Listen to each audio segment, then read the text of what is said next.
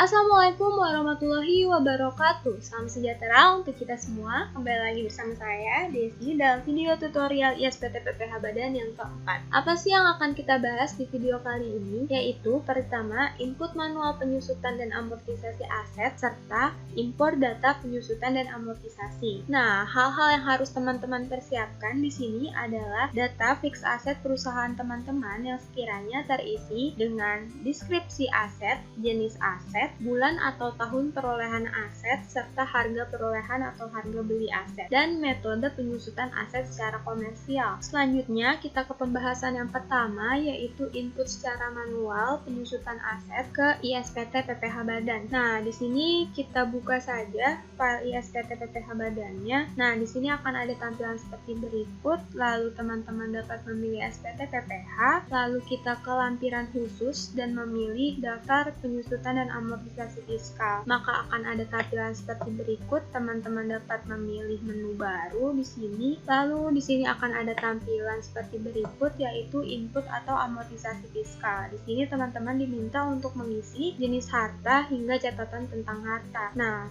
di sini saya akan mencoba untuk menginput satu jenis harta, yaitu building 1 dengan deskripsi aset seperti berikut, jenis aset, bulan, tahun, perolehan, serta harga belinya. Nah, di sini kita masukkan saja atau kita input saja. Di sini tersedia 3 pilihan. Di sini saya akan memilih kelompok bangunan, kelompok hartanya kita pilih permanen, lalu jenis usahanya. Di sini teman-teman dapat menambahkan referensi jenis usaha yang berbeda atau yang lain di sini dengan klik baru. Namun di sini saya tidak akan menginput referensi jenis usaha, maka akan saya tutup saja. Saya akan memilih semua jenis usaha, lalu teman-teman dapat menginput nama hartanya. Nah, di sini saya akan menginput jenis referensi baru dengan mengklik baru, lalu kita tulis pabrik seperti ini, lalu kita simpan, kita tutup, lalu kita pilih pabrik di sini. Dan kita diminta untuk menginput bulan dan tahun perolehannya. Di sini saya akan lihat terlebih dahulu informasi mengenai aset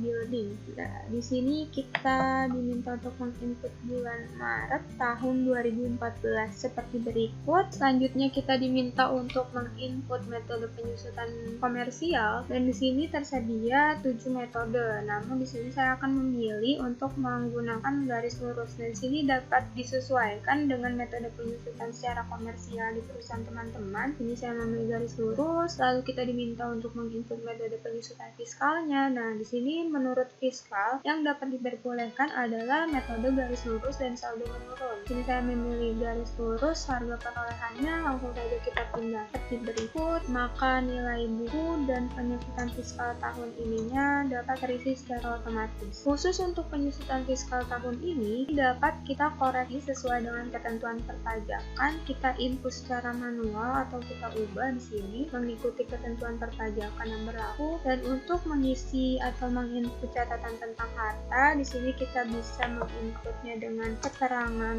nama hartanya. Di sini saya copy saja. Ya, seperti ini teman-teman. Maka setelah kita input semua jenis hartanya hingga catatan tentang harta, maka kita bisa simpan saja. Nah, di sini saya akan menjelaskan terlebih dahulu mengenai menu utility itu sendiri sebelum kita mengimport data penyusutan dan amortisasi. Nah, di sini utility-nya itu sendiri terdapat profil wajib pajak, import data, ekspor data, setting tarif, set username atau password.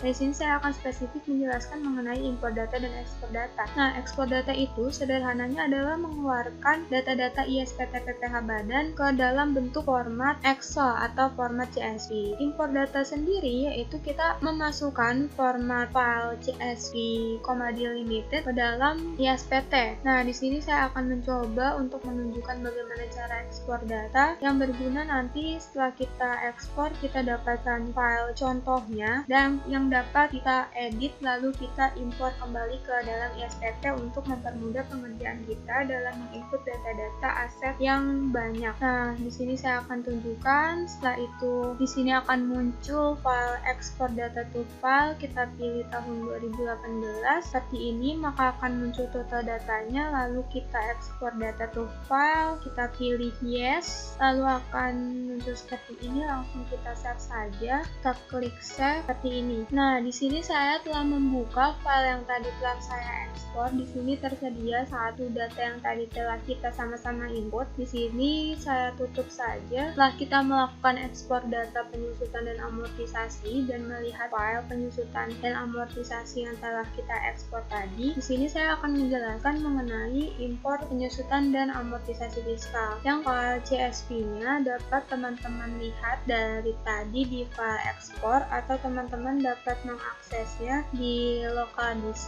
lalu pilih program file 86 dan di sini kita klik DDP, lalu bisa dipilih ISPT 1771/2010 dan pilih contoh data impor. Dan di sini teman-teman dapat membuka contoh data impor penyusutannya. Di sini akan sesuai seperti data berikut ini. Dan di sini saya akan menjelaskan mengenai CSV-nya. Itu sendiri berisi jenis harta hingga keterangan nama harta. Di sini saya akan menjelaskan yang pertama yaitu jenis harta. Di sini teman-teman dapat memasukkan kode 1 hingga kode 3 sesuai dengan jenis hartanya. Kode 1 itu mencerminkan harta berwujud, kode 2 kelompok harta bangunan, dan kode 3 untuk harta tak berwujud. Di sini dapat disesuaikan dengan kondisi informasi harta teman-teman. Dan di sini selanjutnya itu kelompok harta. Kelompok harta sendiri ada 2 digit, yaitu dapat diisi dengan kode 11 hingga 35. Di sini teman-teman dapat dibaca sendiri. Di sini juga ada jenis usahanya. Jenis usahanya itu kita isi dengan 3 digit angka. Di sini juga ada nama harta. Nama harta itu dapat kita isi dengan 4 digit angka. Dan di sini saya telah memiliki kode asetnya. Di sheet selanjutnya itu di sini saya telah memindahkan kode aset ini dari ISPT PPH Badan. Nah, di sini jenis harta kita isi 1 digit, kelompok harta kita isi 2 digit, jenis usaha kita isi 3 digit, dan nama harta kita isi 4 digit seperti berikut. Setelah itu saya akan menjelaskan mengenai jenis penyusutan komersial. Penyusutan komersial ini dapat kita isi dengan kode 1 hingga 7 sesuai dengan jenis penyusutan komersial yang dijelaskan pada informasi perusahaan teman-teman. Selanjutnya di sini ada jenis penyusutan fiskal. Menurut pajak yaitu ada kode 1 untuk garis lurus dan kode 2 untuk saldo menurun yang diperbolehkan menurut ketentuan perpajakan. Nah, di sini harga perolehan di sini perlu diperhatikan. Teman-teman dapat mengisi sesuai dengan template yang telah tersedia, yaitu dengan mengganti template general tanpa titik atau dengan tanpa RP seperti berikut ya. General, di sini kita ubah general, specific format. Sini seperti berikut. Mengapa kita harus menyesuaikannya? Itu agar dapat terbaca oleh ISPT PPH Badan itu sendiri. Nah, selanjutnya di sini kita akan mengisi nilai sisa buku. Nah, nilai sisa buku ini kita peroleh dari perhitungan di sheet penyusutan. Nah, di sini di sheet penyusutan saya mempergunakan rumus if untuk nilai sisa buku seperti berikut. Nah, setelah itu kita dapat mengisi di sebelah sini, dan selanjutnya kita mengisi penyusutan fiskal tahun ini. Penyusutan fiskal tahun ini juga kita isi dari sheet penyusutan atau perhitungan di sheet penyusutan dengan seperti menggunakan rumus if seperti ini. Lalu setelah itu kita mengisi keterangan nama harta. Nah, keterangan nama harta ini kita pindahkan saja dari sheet penyusutan perhitungannya. Dan di sini saya akan menjelaskan mengenai sheet penyusutan itu sendiri. Di sini terdapat apa saja untuk dipindahkan. Format 50% ini untuk menunjukkan koreksi 50% dan akan mempengaruhi nilai sisa bukunya nanti. Di sini ada jenis aset sama seperti yang tadi yang akan dipindahkan di file CSV. Di sini saya beri kode dengan komentar merah seperti berikut. Nah, ini merah. Lalu ada kelompok harta, jenis usaha, nama harta, bulan perolehan, tahun perolehan, harga perolehan, masa manfaat. Seperti yang tadi, kode asetnya di sini saya peroleh dari kode aset. yang dapat teman-teman lihat di Undang-Undang PPH Pasal 11 dan Pasal 11A untuk sebagai referensinya. Di sini ada tarifnya pula, penambahan jika ada, pengurangan jika ada, bulan disposal tahun, jumlah unit, hingga penyusutan fiskal per tahun. Dan di sini diperoleh dari nilai perolehan dikali dengan tarif penyusutan. Dan di sini juga ada nilai sisa buku. Saya menggunakan rumus if untuk mempermudah perhitungannya, dan penambahan pengurangan aset juga saya menggunakan rumus if, penyusutan juga saya menggunakan rumus if, nilai sisa sampai dengan 2018, dan bulan berakhir dan tahun berakhirnya. Di sini saya kodekan aset-aset mana saja yang akan saya koreksi atau saya kelompokkan menjadi amortisasi atau tidak akan saya input. Di sini dengan kode biru yang tidak akan saya input, artinya saya koreksi semuanya. Yang kuning itu untuk yang saya koreksi 50%. Di sini tetap saya input, namun saya ganti nilai sisa bukunya. Saya koreksi 50%. Di sini untuk kode biru, ini saya akan tidak input atau saya koreksi seluruhnya. Di sini, setelah teman-teman memperhitungkan penyusutannya, juga nilai sisa bukunya, di sini juga teman-teman dapat mengkoreksi aset apa saja yang kira-kira akan dikoreksi 50% atau kita koreksi semuanya di sini. Di sini saya telah memindahkan ke format file CSV-nya sebagai berikut. Nah, di sini yang perlu teman-teman perhatikan juga saat menginput keterangan nama harta. Di sini saya akan coba jelaskan. Saat teman-teman menginput keterangan nama harta, di sini tidak boleh ada nama harta yang sama, atau untuk memastikan tidak ada jenis nama harta yang sama, di sini teman-teman bisa mengeceknya di conditional formatting. Di sini teman-teman pilih highlight dan duplicate value. Nah, di sini teman-teman bisa pilih untuk duplikat, dan di sini teman-teman bisa pilih untuk diberi tanda apa. Di sini saya akan memberi warna merah. Saya pilih OK.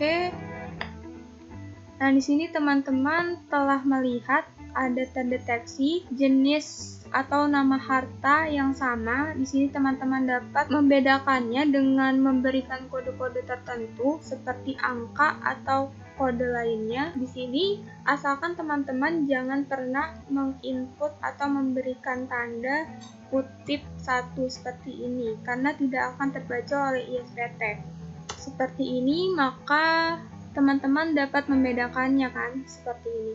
Jika terdapat kutip satunya, di sini teman-teman bisa memfilternya pula untuk menghilangkannya dengan memfilter semua data, lalu teman-teman pilih find and replace. Nah, di sini teman-teman replace kutip satunya, teman-teman ganti dengan angka lain atau kode lain, asalkan bukan kutip satu. Di sini saya memilih untuk memilih kode 3, lalu akan saya lihat seperti ini. Saya find next, saya replace. Nah, maka akan seperti ini. Tidak ada kutip satunya. Di sini saya tutup saja. Selanjutnya di sini kita pindahkan saja mana-mana harta apa saja. Selanjutnya kita pindahkan apa saja yang perlu untuk CSV. Dari jenis harta hingga keterangan nama hartanya, pastikan semua terisi benar sehingga baru dapat kita save.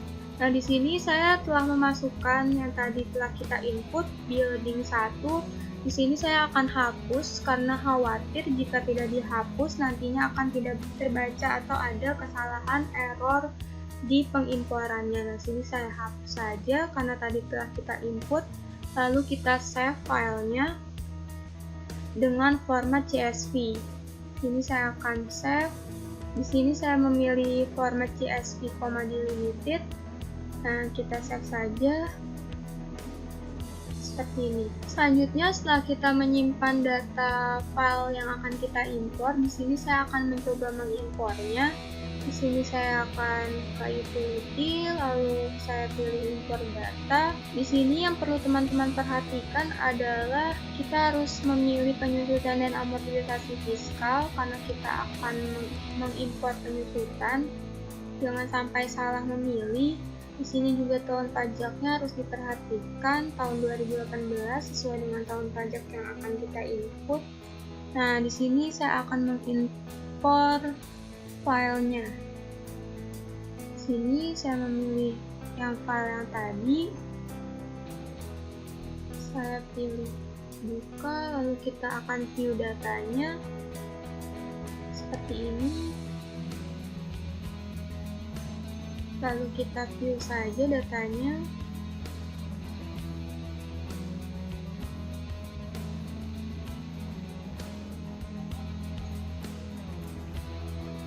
Nah, sebelum mengimpor, di sini saya akan menjelaskan penyebab-penyebab apa saja yang kemungkinan kita akan temui. Penyebab kegagalan impor yaitu salah input CSV. Nah, salah input CSV ini sebenarnya apa sih? Salah input CSV ini seperti yang tadi setelah saya jelaskan, pengisian jenis harta atau formatnya belum tepat.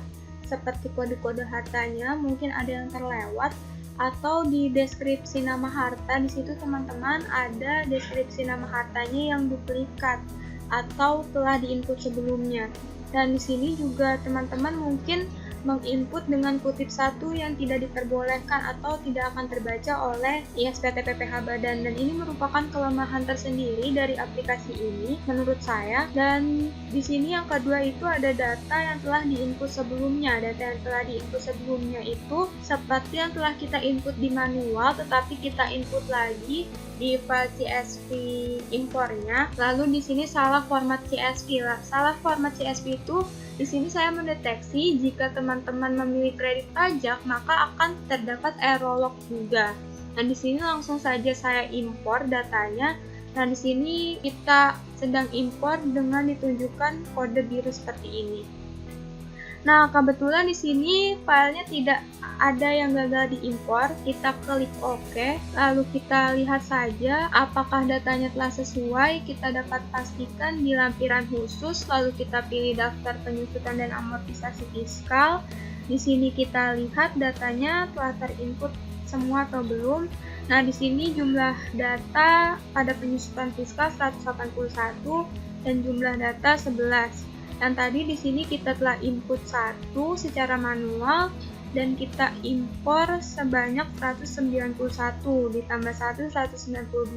Benar saja kita, dan di sini kita dapat lihat di jumlah penyusutan komersial dan fiskalnya. Penyusutan komersial kita tulis dengan penyusutan yang telah kita isi dengan penyusutan menurut komersial pada data keuangan perusahaan, dan di sini selisih penyusutannya otomatis terisi ke formulir 1771 angka 5 huruf I atau angka 6 huruf A. Di sini kita lihat untuk mengeceknya kita dapat pilih SPT PPH, lanjut ke lampiran dan pilih formulir 1771 Romawi 1. Di sini kita lihat apakah telah terisi di 5I, di sini 5J telah terisi, lalu kita ke halaman 3, 5A telah terisi juga. Lalu kita tutup saja.